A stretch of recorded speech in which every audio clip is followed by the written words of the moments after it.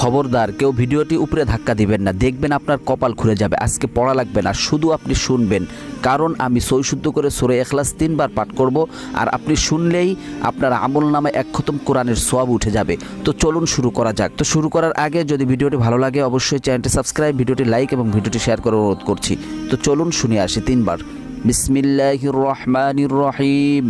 قل هو الله أحد الله الصمد لم يلد ولم يولد ولم يكن له كفوا أحد بسم الله الرحمن الرحيم قل هو الله أحد الله الصمد لم يلد ولم يولد ولم يكن له كفوا أحد بسم الله الرحمن الرحيم قل هو الله أحد الله الصمد لم يلد ولم يولد ولم يكن له কুফুয়ান আহাদ।